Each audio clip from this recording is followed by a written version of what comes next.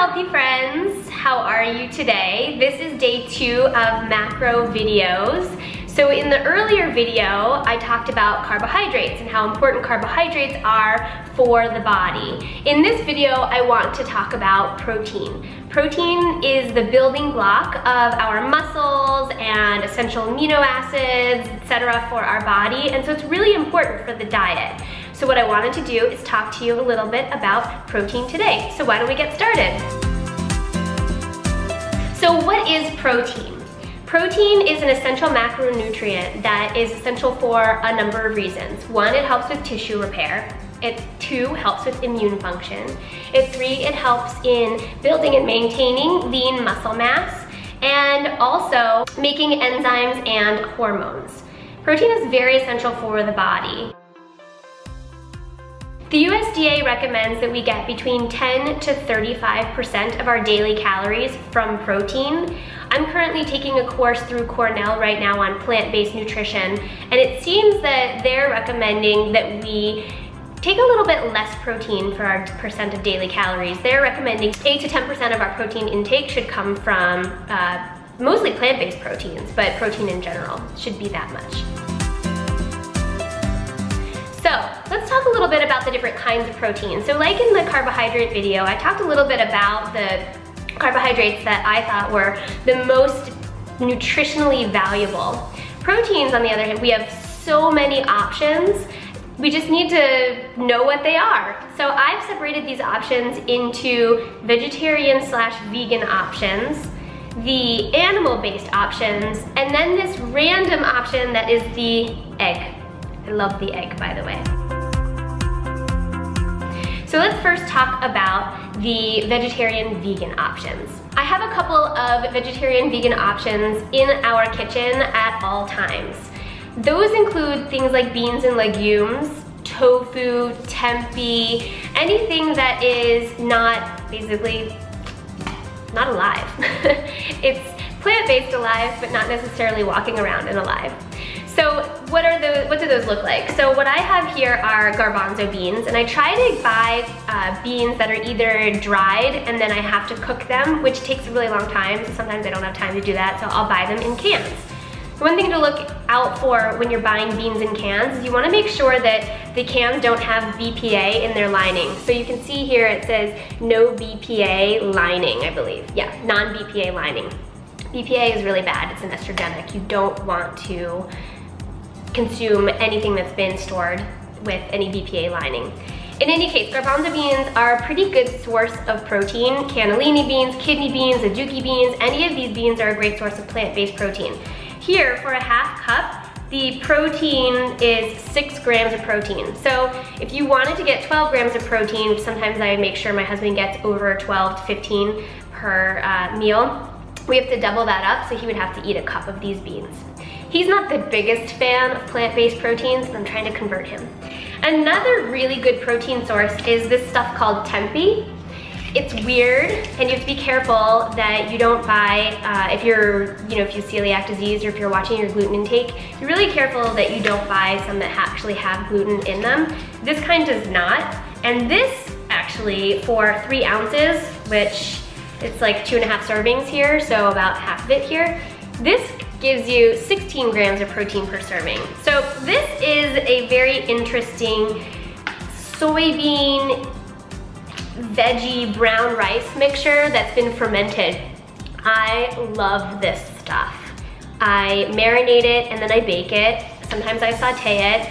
And when we were in Amsterdam this summer, we had the most amazing vegan tempeh rice vegetable bowl at this random Jamaican vegan restaurant when we were there, and it really turned me back onto tempeh. It had been a really long time since I had eaten it, so I keep this in the refrigerator. It keeps for a pretty long time, and it's very easy to make, and it's very healthy for you. So think about beans, think about tempeh, think about tofu. I know there's a lot of debate right now on soy in general. I just ignore it. When studies come out, I'll think about it. But right now, the non-animal-based proteins are really where it's at. Okay, so let's talk a little bit about animal-based proteins. What are the best animal-based proteins to eat? That's a really good question because I think it's based on people's preferences. I like to rank my animal-based proteins based on A, what do we like, what do I like, and also what does it look like for the fat content within the protein itself, as well as how good is it for you just in general based on a lot of studies that have taken place. So I like to rank fish at the top, the non-mercury based fish. My absolute favorite fish is salmon, and my second favorite fish is cod. So I like the fattier fishes. Now I bought some fish from Whole Foods and it was on sale, which is what I like to try to do. I try to get the fish when it's on sale and then I just stick it in the freezer. So this is a frozen fillet of fish. Actually, it's not even a fillet, it's something bigger than a fillet, but it's wild. What you want to try to do when you're buying your fish is buy it in the knowledge that it is as wild as possible. That fish should be swimming around freely. Why should it be swimming around freely?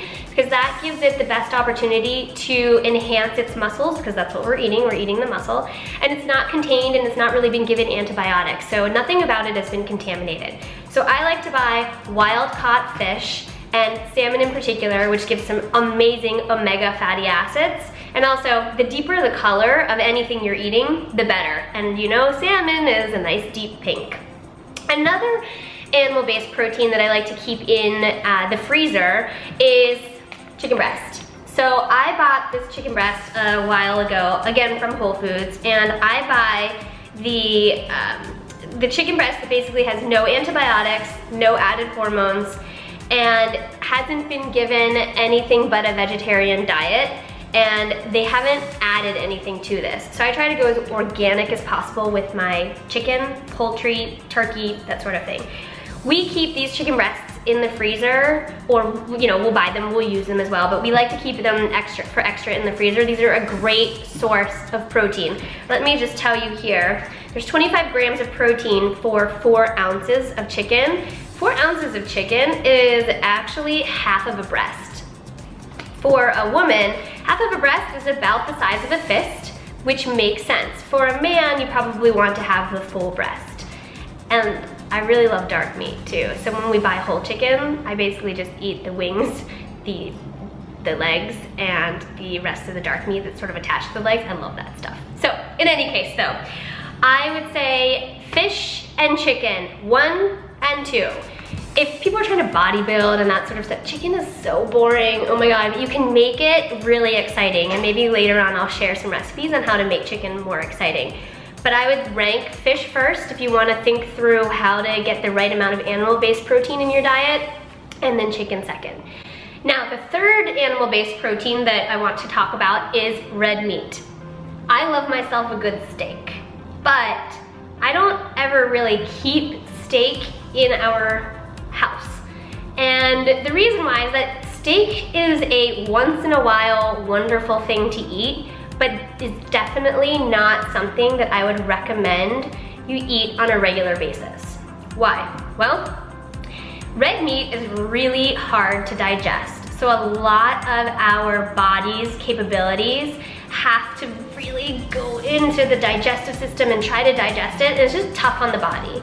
Number 2, it has a lot of fat in it, and I'm a huge fan of fat. I drink full fat milk. I make sure that, you know, I eat grass-fed butter, grass-fed cow butter. I just love fat. However, red meat is not so great for the body in terms of just the kind of fat that's in it. And I'll talk a little bit more about that in my third macronutrient video about fat.